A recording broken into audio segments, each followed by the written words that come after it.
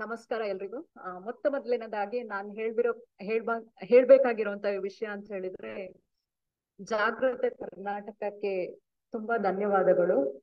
ಯಾವ ಸಮಾಜದಲ್ಲಿ ನಾಗರಿಕ ಸಮಾಜ ಇಷ್ಟು ಆಕ್ಟಿವ್ ಆಗಿ ಒಂದು ದೇಶದ ಅಥವಾ ರಾಜ್ಯದ ಶಿಕ್ಷಣ ವ್ಯವಸ್ಥೆ ಬೇಕು ಅಂತ ಹೇಳಿಕೊಂಡು ಚಳುವಳಿ ಮಾಡುತ್ತಿದೆಯೋ, ಅಂತಹ ನಾಗರಿಕ ಸಮಾಜ ಹಾಗೂ ರಾಜ್ಯ ಯಾವತ್ತೂ ಕೂಡ ಪ್ರಗತಿ ಪಥದತ್ತ ಸಾಗುತ್ತೆ ಅನ್ನೋದು ನನ್ನ ಭರವಸೆ.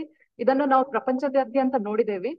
So wherever there is a civil society which is very effective and very active, which takes immense interest in bringing up better policies for its people and citizens, we should definitely appreciate their effort and round of applause for them. ಇವತ್ತಿನ ಈ round table conference ನ ವಿಷಯ ನಮ್ಗೆಲ್ರಿಗೂ ಪ್ರಸ್ತುತವಾಗಿರುವಂತಹ ವಿಷಯ. ಯಾಕಂತ ಹೇಳಿದ್ರೆ ನಮ್ಮ ಎಲ್ಲಾ ಮನೆಗಳಲ್ಲೂ ಮಕ್ಕಳು ಇದ್ದಾರೆ. ಸೊ ಅವರ ಭವಿಷ್ಯದ ವಿಷಯ. ಪ್ರಸಿದ್ಧ ಮಾನವತಾವಾದಿ ಮಾಲ್ಕಮ್ ಎಕ್ಸ್ ಅವರು ಒಂದು ಮಾತು ಹೇಳ್ತಾರೆ, ಶಿಕ್ಷಣ ಅನ್ನೋದು ಭವಿಷ್ಯತ್ತಿನ ಒಂದು ಪಾಸ್ಪೋರ್ಟ್ ಇದ್ದ ಹಾಗೆ. ಶಿಕ್ಷಣ ಅನ್ನೋದು ನಾವು ಭವಿಷ್ಯತ್ತಿಗೆ ವರ್ತಮಾನದಲ್ಲಿ ನಡೆಸುವಂತಹ ತಯಾರಿ ಇದ್ದಂತೆ. ಇವತ್ತು ಜಗತ್ತು ತುಂಬಾ ಬದಲಾಗಿದೆ. ನಮ್ಮ ಶಿಕ್ಷಣ ನೀತಿ ಎನ್ನುವುದು ಯಾವತ್ತೋ ಆಗಿತ್ತು, ಅದು ಅಂದಿನ ಕಾಲಕ್ಕೆ ಪ್ರಸ್ತುತ ಆಗಿತ್ತು. ಇವತ್ತು 21ನೇ ಶತಮಾನದಲ್ಲಿ ತಂತ್ರಜ್ಞಾನ ಇರ್ಬೋದು, ಶಿಕ್ಷಣ ವ್ಯವಸ್ಥೆ ಇರ್ಬೋದು, ಗ್ಲೋಬಲೈಸೇಷನ್ ಇರ್ಬೋದು, ಇಂಡಸ್ಟ್ರಿಯಲೈಸೇಷನ್ ಇರ್ಬೋದು, ಡಿಜಿಟೈಸೇಷನ್ ಇರ್ಬೋದು, ಇಂತಹ ಸಾಕಷ್ಟು ಬದಲಾವಣೆ ಆಗಿರುವಂತಹ ಕಾಲದಲ್ಲಿ ನಾವು ನಮ್ಮ ರಾಜ್ಯದಲ್ಲೇ ಅಥವಾ ನಮ್ಮ ಪುಟ್ಟ ಹಳ್ಳಿಗಳಲ್ಲೇ ಸಾಕಷ್ಟು ಸಾಮಾಜಿಕ ವಿಭಿನ್ನತೆ ಅಥವಾ ಸಾಮಾಜಿಕ ಸೋಷಿಯಲ್ ಡಿವೈಡ್ ಅನ್ನು ಕಾಣ್ತಾ ಇದ್ದೇವೆ. ಇವತ್ತು ಸ್ಟೇಟ್ ಸಿಲೆಬಸ್ ಓದಿದವರಿಗೂ CBS ಸಿಲೆಬಸ್ ಓದಿದವರಿಗೂ ಇರುವಂತಹ job availabilities, are they equal? Definitely not. CBSE and ICSE and IB. So when the job market is the same for all these people, how do we equip all of our students who come from the grassroots, from the remote villages, to such a world which is so competitive, which is so difficult and complex? So ಇದಕ್ಕೋಸ್ಕರ ಈ ಶಿಕ್ಷಣ ನೀತಿಯಲ್ಲಿ ನಮ್ಮ ಪುಟ್ಟ ಹಳ್ಳಿಯ ವಿದ್ಯಾರ್ಥಿಗಳಿಗೂ ತಲುಪಬೇಕಾದಂತಹ ಒಂದು policy ಅಗತ್ಯ ಇದೆ.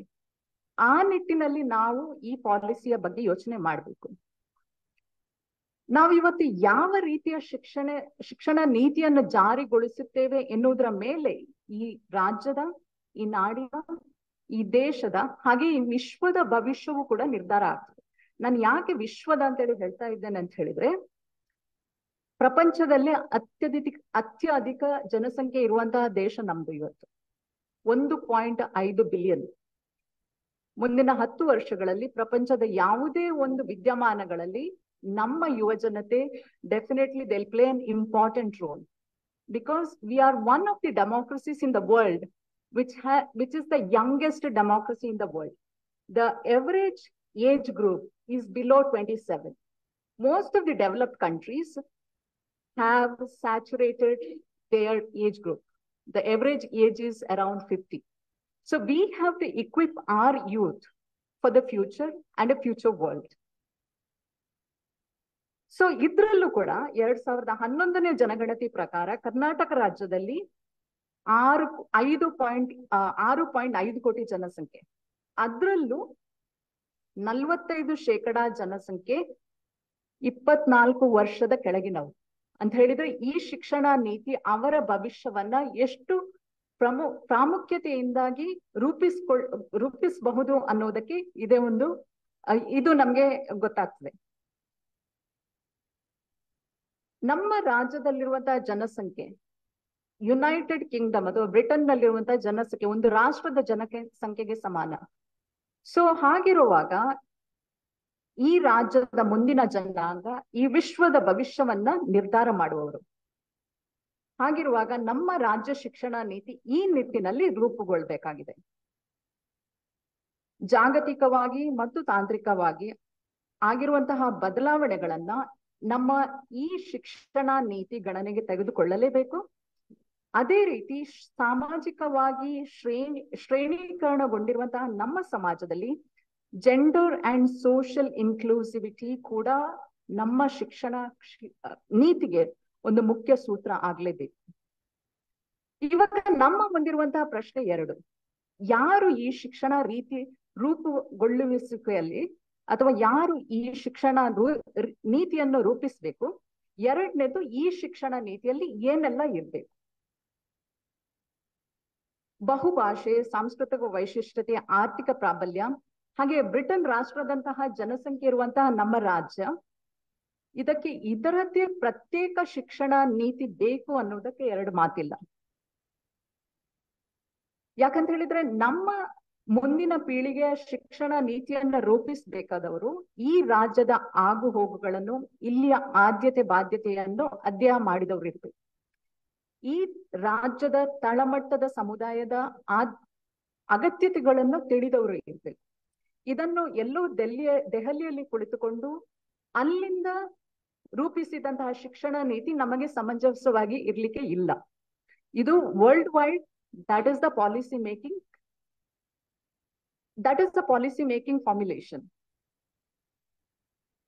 ಸೊ ಬಹು ಸಂಸ್ಕೃತಿ, ಬಹುಭಾಷೆ, ರೀಜನಲ್ ಡಿಸ್ಪ್ಯಾರಿಟಿ ಇರುವಂತಹ ಈ ದೇಶದಲ್ಲಿ one nation, one policy, one language, one education, one election ಅಂತ ಹೇಳಿ ನಾವು ಹೊರಟ್ರೆ we will create more social divide, more economic divide, more political divide and more cultural divide. ಇವತ್ತು ರಾಜಸ್ಥಾನಕ್ಕೆ ಬೇಕಾದಂತಹ ಶಿಕ್ಷಣ ನೀತಿ ಬೇರೆ, ಕೇರಳಕ್ಕೆ ಬೇಕಾದಂತಹ ಶಿಕ್ಷಣ ನೀತಿ ಬೇರೆ. ಉತ್ತರ ಪ್ರದೇಶದಲ್ಲಿ ಇವತ್ತು 67% ಜನಸಂಖ್ಯೆ ಮಾತ್ರ ಶಿಕ್ಷಿತರು, ಅಕ್ಷರಸ್ಥರು. ಅದೇ ನಮ್ಮ ಕರ್ನಾಟಕದಲ್ಲಿ 75% ಜನಸಂಖ್ಯೆ ಅಕ್ಷರಸ್ಥರು. ಸೊ ಈ ಎರಡು ರಾಜ್ಯಕ್ಕೆ ಬೇಕಾಗಿರುವಂತಹ ಶಿಕ್ಷಣ ನೀತಿ ಸಮಾನವಾಗಿರ್ಬೇಕಾ ಅಥವಾ ಸೇಮ್ ಆಗಿರ್ಬೇಕಾ? It can not, because the needs of Rajasthan or Uttar Pradesh are different than the needs of Karnataka. The kind of industries which are set up in our state, the kind of intellectual requirement from our state, the kind of job skills which would be available in this state are different than which is available in another state. So we have to take into consideration all these aspects while formulating our education policy. One of the other factors which we need to take into consideration is, as per the 2011 census, the literacy rate for Karnataka, for the male, it was around 82%, whereas for the female, it was around 68%. So, ಯಾಕೆ ನಮ್ಮ ಹೆಣ್ಮಕ್ಳು ಶಿಕ್ಷಣ ಕ್ಷೇತ್ರದಲ್ಲಿ ಹಿಂದೆ ಉಳಿದಿದ್ದಾರೆ? ಇದನ್ನು ಕೂಡ ಶಿಕ್ಷಣ ನೀತಿ ರೂಪಿಸುವವರು ಪರಿಗಣಿಸಬೇಕು. ಇದರ ಬಗ್ಗೆಯೂ ಕೂಡ we have to form certain initiatives so that we can bring our own females or our own girl students within the folds of job market as well as within the folds of higher education, because female population in Karnataka is almost equal to male population. So you can't develop the state without developing or without equally providing opportunities for this gender.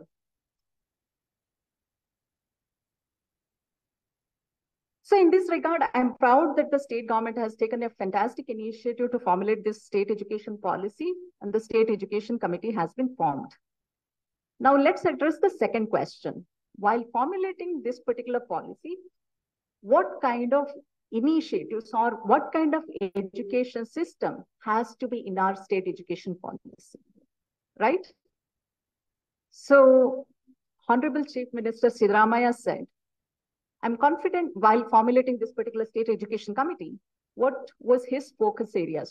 He was saying, I'm confident that this committee will provide suitable recommendations for nurturing scientific temperament, intellectual growth, necessary education for holistic development of students, and will serve as a model education for the country. Second thing, he also suggests that the policies to achieve higher enrollment in schools and higher education, to expand education with improved quality, to provide equal access to all individuals to quality education. It also aims to meet the prime goals of education effectively that is imparting scientific knowledge to the students, to inculcate democratic values, to give skill and professional education to enhance employability, and giving moral education to build good citizenship among the students. ಇವತ್ತು ನಾನು ಓದ್ತಾ ಇರುವಂತ university ಇದು ಪ್ರಪಂಚದಲ್ಲೇ ಅದಕ್ಕೆ 37ನೇ ಸ್ಥಾನ ಇದೆ, ಯುರೋಪ್ನಲ್ಲಿ 11ನೇ ಸ್ಥಾನ, ಜರ್ಮನಿಯಲ್ಲಿ 1ನೇ ಸ್ಥಾನ. That is the rank of the university where I'm studying. The number of Nobel laureates from this university is 17. 17 Nobel ಪುರಸ್ಕೃತರು ಇರುವಂತಹ ಒಂದು ವಿಶ್ವವಿದ್ಯಾನಿಲಯದಲ್ಲಿ ನಾನು ಕಲಿತಾ ಇದ್ದೇನೆ. The people who study here come from the lowest of the lowest social strata. That shows a quality education is available for all, irrespective of their economic status, social status. That is the kind of education which we need. Otherwise, we will definitely create further divide in the society, which has to be eliminated. So how did this happen? I'm not saying that this is the only model which we should take into consideration. There are multiple models. But of course, worldwide, it is a given fact that most of the European nations have very well-developed education policies, which are very socialistic, which also cater to social democracy and social justice. So I have kind of, based on my understanding and research, because education has been one of my core areas of interest, I have made a list of 20 points. What should be there in this education policy? ನಾನೊಂದು ಪುಟ್ಟ ಹಳ್ಳಿಯಿಂದ ಬಂದಿರೋದು. ನಾನು ಕಲ್ತಿರುವಂತ ಶಾಲೆಗೆ ಮಾಡು ಕೂಡ ಸರಿ ಇರ್ಲಿಲ್ಲ. ಅಂತಹ ಶಾಲೆಯಿಂದ ಬಂದು ನಮ್ಗೆ ಇಂಗ್ಲಿಷ್ ಮಾತಾಡ್ಲಿಕ್ಕೇನೆ ಕಷ್ಟ ಆಗ್ತಿತ್ತು.